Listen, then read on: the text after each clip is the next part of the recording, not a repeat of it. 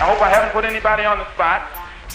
I'm not intending to try and stir you up and make you do something that you wouldn't have done anyway.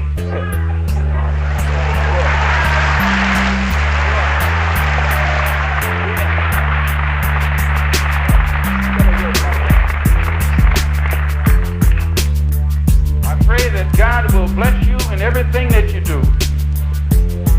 I pray that you will grow intellectually so that you can understand the problems of the world and where you fit into in that world picture. And I pray that all the fear that has ever been in your heart will be taken out. And when you look at that man, if you know he's nothing but a coward, you won't fear him. If he wasn't a coward, he wouldn't gang up on you. He wouldn't need to sneak it out.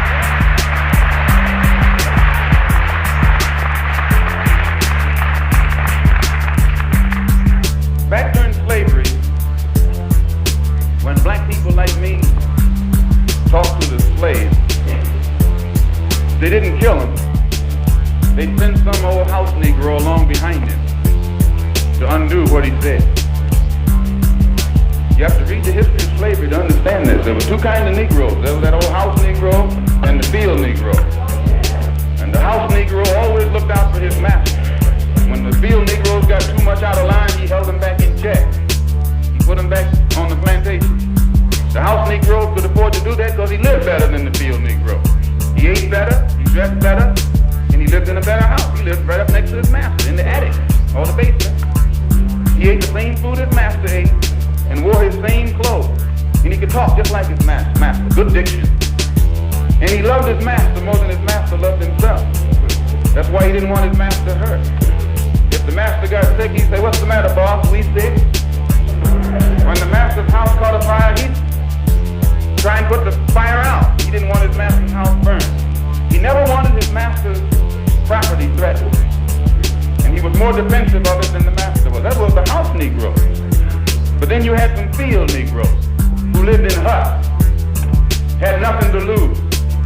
They wore the worst kind of clothes, they ate the worst food, and they caught hell. They felt the sting of the lash. They hated their master. Oh yes, they did. If the master got sick, they prayed that the master died. If the master's house caught a fire, they prayed for a strong wind to come along. This was the difference between the two. And today you still have house Negroes and field Negroes. I'm a field Negro. The white power structure today is just as much interested in perpetuating slavery as the white power structure was 100 years ago. Only now they use modern methods of doing so. To slow down that struggle for freedom and human dignity uses tricks. 100 years ago they could do it with chains. Today they use tricks. But it does make the hand-picked Negroes be satisfied to slow down the cry of the masses. And a good example of that is as soon as the spirit of rebellion or revolution began to spread among the masses of black people in this country, and they began to take an active part, and they showed that they weren't confined to this nonviolent approach, then the government or the power structure began to sit up and take notice, and it's only a trick. And as long as the masses of black people are involved in the struggle for freedom, not integration, but freedom, respect as human beings, respect as men, and show that they're willing to die to be respected as men, then the power structure sits up and takes notice.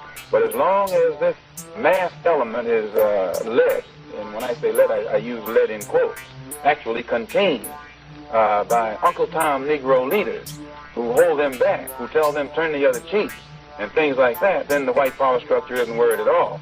They're only worried when they know that the masses of black people are ready to explode, and in exploding it will destroy some of the furniture in their house. And then they react accordingly.